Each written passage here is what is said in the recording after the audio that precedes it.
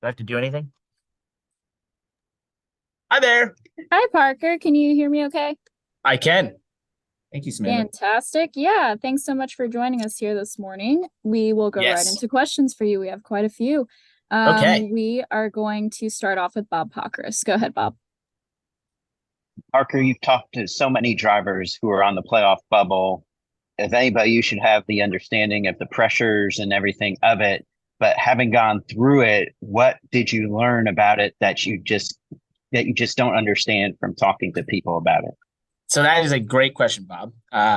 And it's funny. The next morning, I had to go do my NBC print reporting duties, which means in the morning we have production meetings. And I was hanging out in the TV compound with Rick Allen, and I said, "Man, I thought for the last 8 years I had a really good understanding of the pressures that these drivers go through." And I said, I feel like I had a respect level for it. But I said, when after going through what we did this past weekend, what really stuck out to me was a couple weeks prior, Daytona, I had one of the weirdest races I've ever been a part of, where there was 12 cars who didn't want to push me, right? And I even knew going into that race, there's 12 cars who didn't want to work with me. I've never been in that position my entire life, and I started to see like, wow, this is something I've probably covered, but didn't really realize was going on. Then fast forward to this weekend, it was an odd race because I have a newfound respect for the drivers that have gone through this, because you race with the intention of, I got to finish the best I can. You have to focus on your race, the best ability you possibly can for your race team and you. But at the same time, no matter what you do, there's this little thing in the back of your head being like, okay, where's the 98? All right.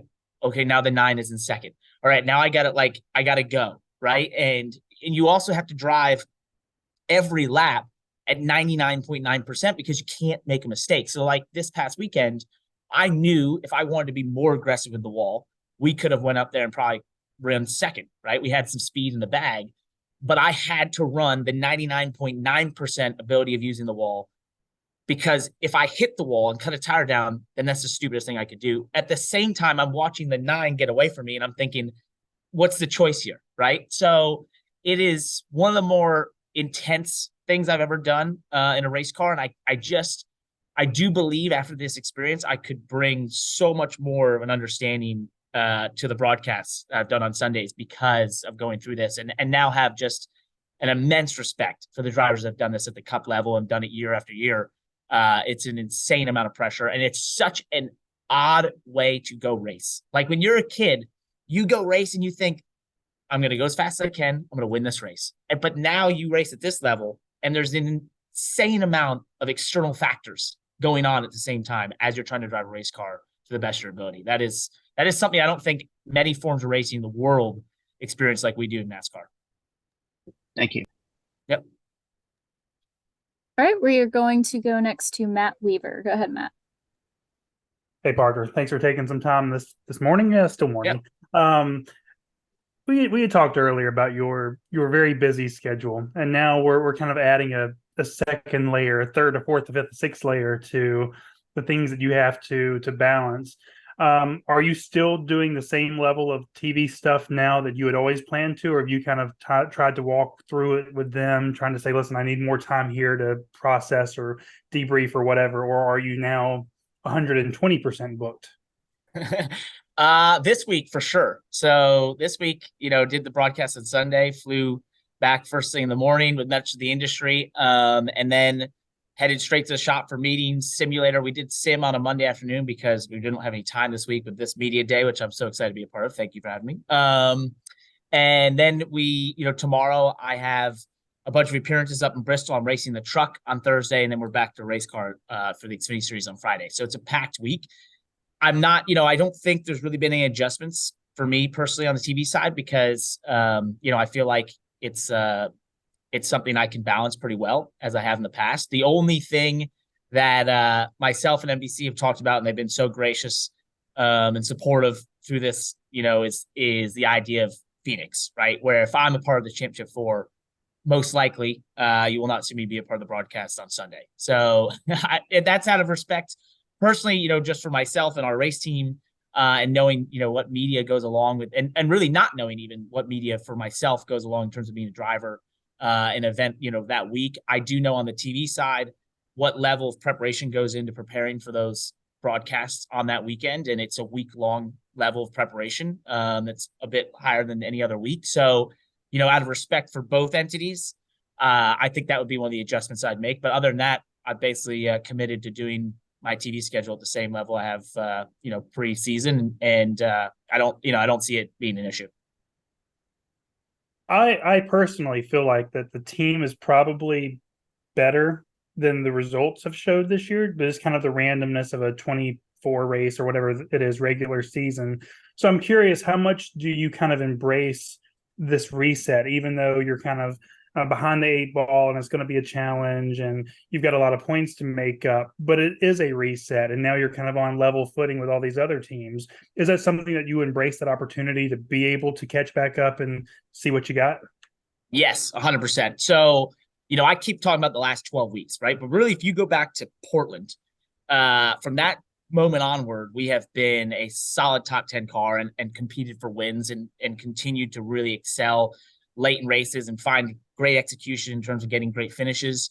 I've talked obviously openly about our lack of stage points, which starts in qualifying, and then also as our pit crew on pit road, having to, make changes there to be faster, be better, more consistent.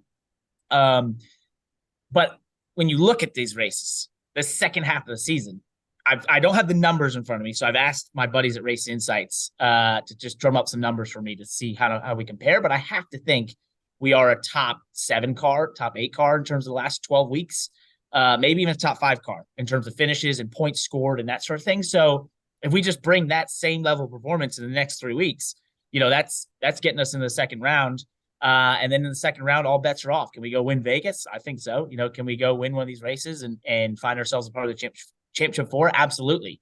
So I definitely embrace the reset. I see the seeding. I see that we're last. But I don't think, that's really where our race team stacks up. I mean, even if you look at the point standings, we actually were 10th in points, right? So we eclipsed the 18. I think we were really close to catching the 16 in Chandler Smith.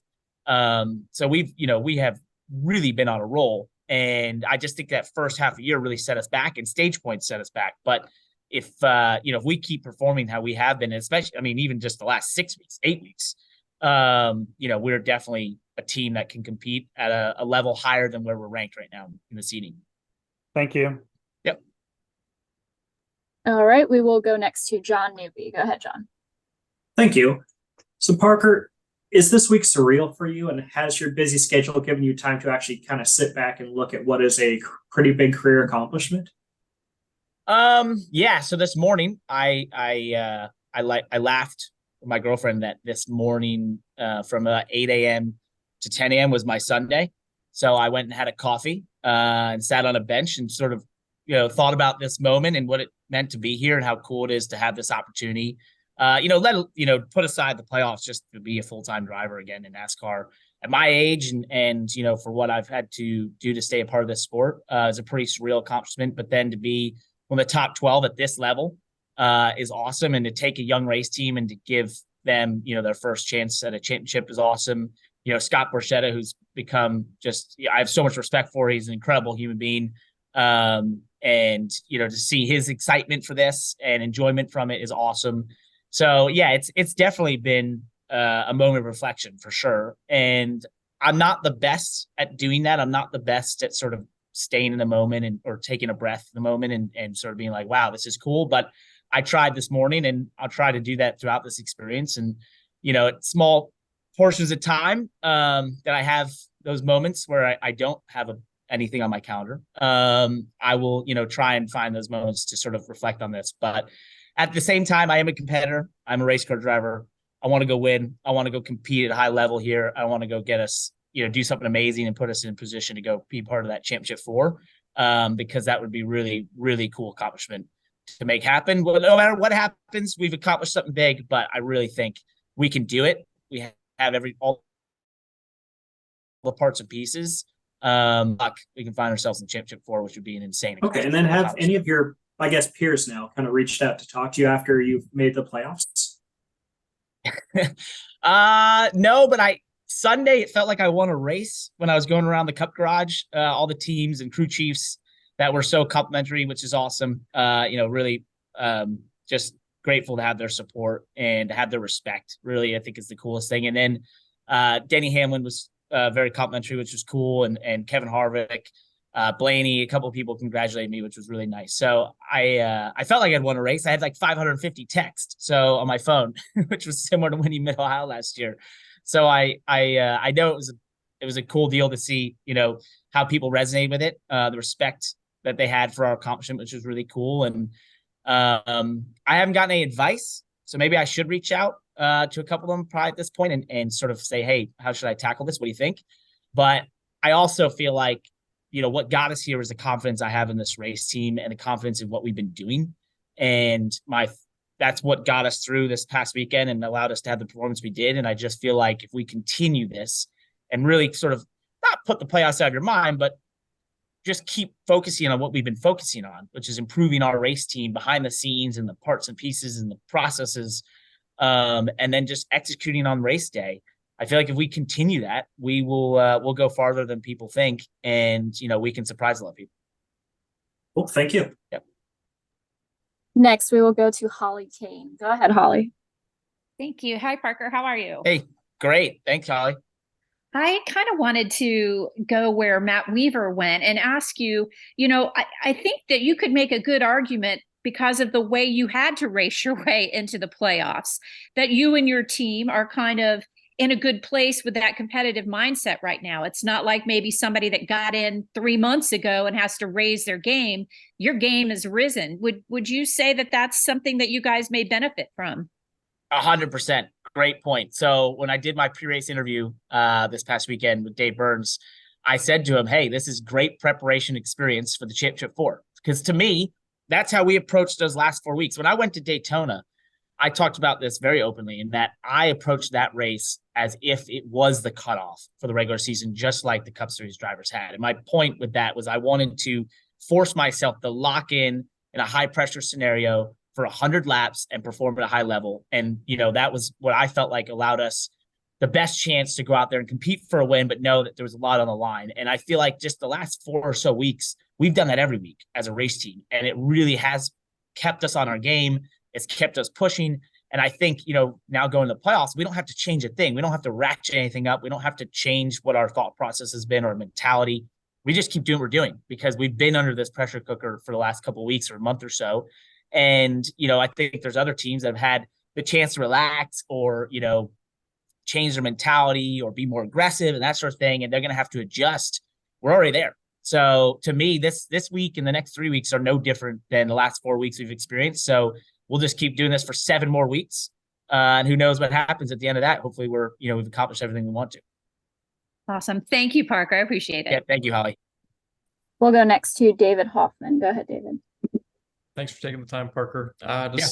Through the whole process of the playoffs and just the pressures that it, obviously brings to get here, just what have you learned about yourself through it all, just to, be able to make it and just, what's been that process been like for you? Man, that's a great question. Part of my reflective process has been, sort of thinking about what have I learned and what have I learned about myself and competing at this high level now at my age. And, with the experience I have in this sport, with the lack of experience I have in certain areas of this sport. But I think the 2 big things that stick out to me that I've had to work on this year have been up here, in the mental side of this sport, and really see that when you get to the pointy end of a race series like the NASCAR Xfinity Series, that's, one of the top 3 race series in the United States and top 5 in the world. You're competing against really, really great competitors. And that's from top to bottom, from drivers to crew chiefs, the engineering to the team members. And so that really means you've got to perform at a high level and they have a lot of experience, right? And they absolutely just want you to fail, right? Like that is the nature of competition. So for me, I think I've learned a lot about how to become stronger mentally, how to be open about, what I'm doing to be better mentally and to perform at a higher level in the race car at certain moments and certain time periods within the sport, how to balance my time, all those things. Right. And then the last part I was saying this, I don't know if this is corny or cheesy, but there's a bit in here, right? Of like, how bad do you want it? How much do you want to be here? What's it mean to you to be here? All the things that are a little bit about yourself and your journey in life. And so for me, I've had to have those moments of being like, hey, you worked really hard to get here. So what are you willing to do to stay here or to be successful? Right. And I've had to adjust things in my life and priorities to, to be the best I can possibly be, and to sort of, I don't want to say catch up for lost time, but like make up a little bit for lost time in terms of my experience level in these race cars in this series compared to a guy like Justin Allgaier, right? Who's been doing this for many years and is seasoned at this, right? For me, do I feel like driving a race car? Yes, I understand that, but it's all the other stuff that I've had to really, figure out.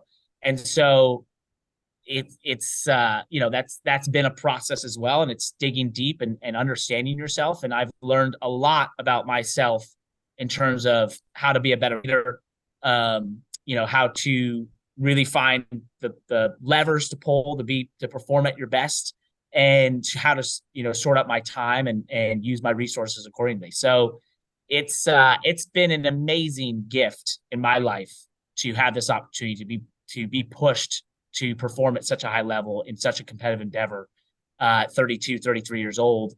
And, no matter what happens in my life, I'm going to be very grateful for this, because I think it's made me a better person. I'm not going to say it's made me smarter, because I don't know. I probably hit my limit there, but I think it's definitely made me someone who's a lot more understanding of the world. And I feel better, prepared to be in pressure-packed, high-pressure situations, no matter what that is in the future. Thank you, Parker. Good luck this weekend. Thank you. All right, Parker, we know you got to get to your next stop, but thank you so much for spending some time with us here this morning. Thank you, Samantha. Appreciate it. This was fun. Thank you all. Appreciate it. See you around.